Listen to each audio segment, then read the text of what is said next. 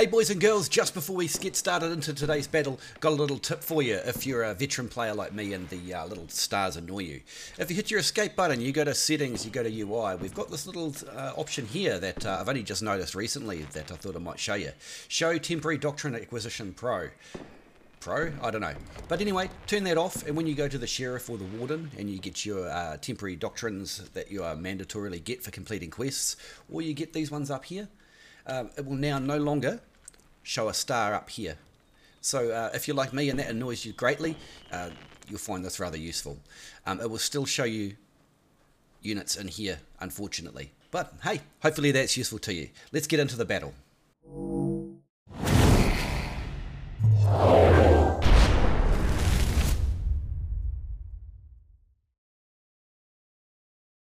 Hey boys and girls, it's KnightStalker here. Welcome along today to Quinn Ruin Siege. Check it out. Today I'm going to bring in my current favourite little unit to be playing with, the Houndsmen. I'm absolutely enjoying this unit so much, and I think that's because I enjoy the Rattan Marksmen so much that these guys are a natural progression along the tier up.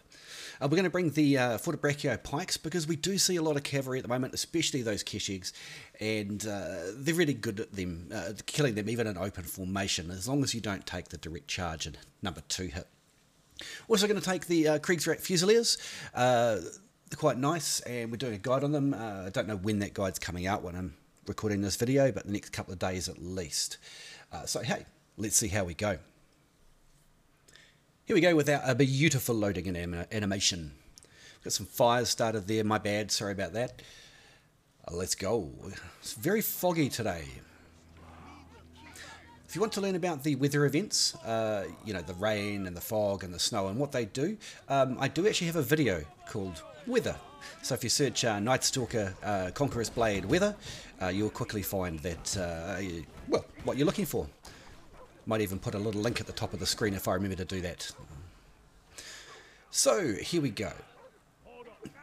Castle was a good place to attack first. It's also a good place to defend first, so we'll see how we go. These Javcav are quite good. Well, Javcav in general are quite good, but this particularly is a good use of them too. Whoops, no, we don't want to be front line. That's not what we want at all. Whoops, whoops, whoops. It looks like we have a fully effective defence here. We have pikes, we have cavalry, and we have ranged. So that's a very good defence. We'll see if we can pick off some of these guys. But I'm taking too much damage, really. So we'd like to come back. Save some of the dogs, save some of the archers. We did some damage there. A few peasants, I think it was, peasant pikes. Let's get a move on. Actually, whoops. I guess go the long way, you know. Need the exercise, bit of cardio. With that very strong defence up at Castle, it should be a bit of a walkover at A. You know, if they've got most of their defence up there, well, they don't have as much defence down here. Makes sense to me anyway. We'll just wait for our unit to catch up since we took a wrong turn earlier. And let's go. Not many of the dogs got out of there, so I'm not quite sure that was a brilliant trade or not, but it was 26 kills either which way you slice it. We should be clear to go on to A here. Looks like they've only got 1 or 2 heroes. One of the worst things about the map in this game is that the big A and the big B and the big castle, they block too much of the map. The little marker is far too large.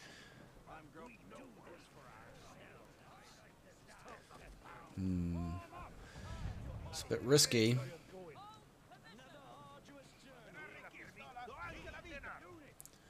Pop off to the side there. That's why.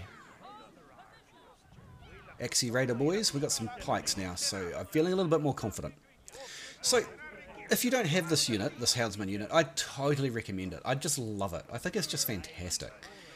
And they're obviously the first animals in the game too. And doggos, who doesn't love doggos? You know?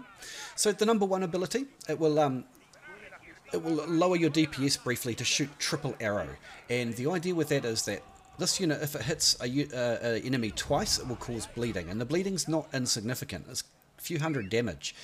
So the idea there is to trigger the bleed as easily as possible with the number 1 key, but it does lower your DPS temporarily. So if you're spamming into a big blob, probably better just to keep using the auto attack. Number 2 is really good, especially for stopping cavalry or infantry or whatever charging you. The reason for that is because it is a slow, and if they get hit by an arrow and a dog, they suffer even more slow. So very, very good ability. The number 3 is it's the same as the circle targeting with most archers, except it gives you like a charge arc, and that's because the dogs charge along that arc as well, up to the point where you place the marker. I'll see if I can demo that for you soon. And then after a short while the doggos will come back. We'll see if that looks lightly defended. Let's see if we can go and give that a crack, eh? Because if you can take that supply point, it's very easy to take B. But if you don't take the supply point, it's pretty hard to take B. It's just a matter of casualties, you know. You can do it either way, it's just one is going to be a lot more deadly. And it looks like they've reinforced this point, so I don't know how well this is going to go. We have a lot of friendlies. Let's see what we can do. See, I don't want to press my 1 key, mostly because the targeting on this... Look at this. See this? The targeting on this unit is buggy as hell. Look at them just shooting, spamming into the wall there. I really hope they fix that, because it's still a buggy mess. Let's have a look. We have a lot of meat shields in front of us. Let's see if we can't use our DPS to change things in the battle. We'll send the doggos out. Hopefully they can get some of those rangedy boys in the back there. And if not, at least we'll do lots of damage. I'm going to bring my hero up in the front here just to take hits, if nothing else. Very easy to heal your hero when you're a longsword. It's not so easy to heal your units. They heal at a much slower rate. Whereas with the longsword, if I press the R key, I get 45% of my hit points back. Ow, ow, ow. That was unexpected. Very well done to bring up those falconettis. That's significantly lowered my output. Fair enough, I guess. Fair play to them. Those falconubis are a very, very strong unit. Some might say too strong with their just insane DPS. Oh, I did not expect to get tripped there. Fortunately, I'm a longsword and I'm not easy to kill. My boys are still here spamming arrows at a great rate of knots. Look at those damage numbers, man. These guys just put out such good damage. I absolutely love them. On the heavily armoured units, not so much, of course. But they are just a beautiful, beautiful unit. IMO. Oh, look, they've chased us. You're chasing us. That's not a good idea. Let's see if we can kill a couple of Modau. See that bleed tick? 600 bleed a tick, or 500 or 600 bleed a tick. It is no joke, the bleed. I don't use the doctrine that increases the bleed because it doesn't proc often enough to justify the doctrine over, say, like a breakthrough. Anyway, looks like we're going to be forced to do it the hard way.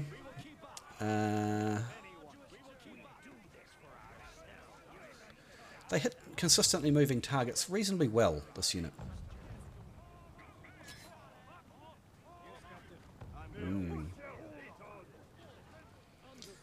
Okay, we're out of arrows. My bad.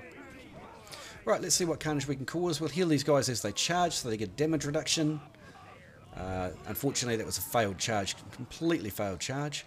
Let's see if we can just disrupt people here. Oh, ow. Some minor cat points, although I'm going to get dead if... I got balanced. Okay, we're going to respawn in. I'll take the pikes. One thing I didn't mention before, you may have seen somebody using that giant catapult to knock down those 2 walls at the B point. That's quite an important thing to do. Cav, okay. I think we're in a bad position here. We're either going to have to take the long way around, or we're going to have to push together. So, if I cover these guys from Cav, will they come with me? Come on, guys. I'm going to charge at these gunners in a minute just to make them back off. Because watch this, they don't want to get killed. See, you don't have to follow in with your charge, but you can scare them off. Unfortunately, the Modau. Oh, those falconettis again. I'm going to lose half my damn unit. Ah, that didn't quite go to plan. Let's cover these axe raiders. Make sure that they don't get jumped on. I really like the axe raiders now. The axe raiders now are very, very balanced, and I think that's evidenced by people still take them. I see axe raiders in every game still, although much, much lower numbers. You used to see 30 in a game, right? 20 to 30 in a game. But since they got rebalanced, reworked essentially, They're not the ultimate unit they were, but they're still a good unit, and I think that was an excellent balance change. I really do. What do you guys think? Do you think the X-Raiders are still a good unit now, still a usable unit? And are they balanced? I'd like to know. I think they got the balance spot on. The Houndsmen too are an extremely balanced unit. I think the devs have learned some lessons, and I think things are going well. You can see why it's important to take out those walls if you can. Falconetti in open, like, oh gosh, this Falconetti, I mean. The Fortebraccio in open formation like this are very good for taking out light cav. Look at that, they just, because of their reach, anything that comes within reach just gets murdered, see? Which is why I'm keeping them in open formation, because the enemy type that we're fighting right now is light cavalry scattered. Let's see if we can kill these Falconetti now. At very least what we're going to do is, oh, we didn't catch them. We'll try and stop them swapping it out, because every time I touch this circle point, oh, too much health now.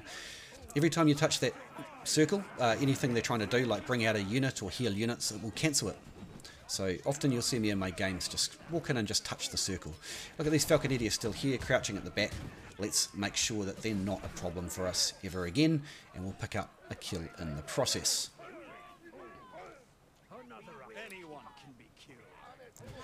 Okay, it's time for pew pew time, the bang bros. Bang bang bang. If you know, you know. If you don't know, you don't know. Let's go, bro. Okay, small to medium unit size. I'm going to double tap my C key and just try and get them up a bit faster. Well done for taking down that barricade there. Let's bring in my Talilorian.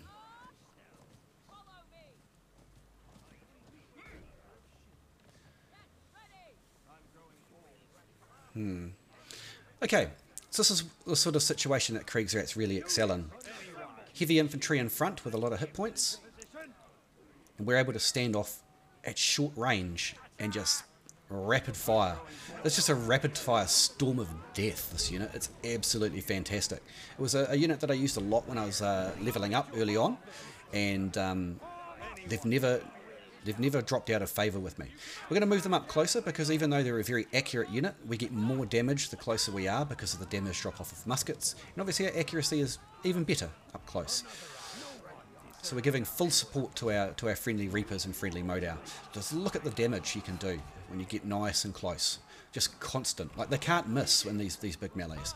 So it's just a case of continually applying these massive amounts of damage. And it's time to go. We're actually probably a couple of seconds too late. Yeah, damn Pike, come here you. Lost a couple there. Three as a couple now, I have decided. So it shall be. And you can see we've gone through more than half of our ammunition in that brief fight. And it's just Kriegsrat for you, because they fire so fast, and they have a very shallow ammunition pool. That's just kind of a thing that happens. You know, I want to test something. Talking about breaking barriers. Everyone's heard about the bug of healing siege equipment. I just want to see if you can actually heal the... No damage reduction and no healing on the barricades. Hello, friend.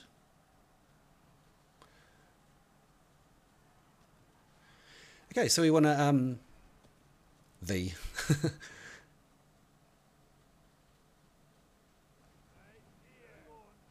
There we go, it's me. Yeah. Fat fingers. You can say hi to me in games, guys, if you see me. It's really nice to talk to people.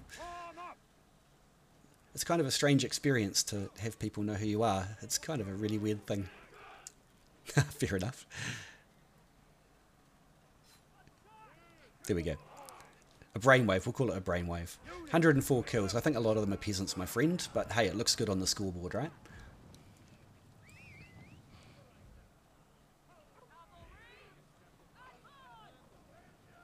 Right, friend, I'm trying to record a game here. Oh. Oh. No. I think we'll go around the other side. It's a no from me. Simon Cowell says no. I have bad games too, friend. I have bad games like everybody else. I have 20 kill games occasionally. Alright, this is a good spot for the Kriegsrat because all of these light infantry and things like that, they can kill with their bayonets as well as their guns. Same with that light cavalry if they get stopped at all. Look at those kills just ticking up rapidly. Love bayonets.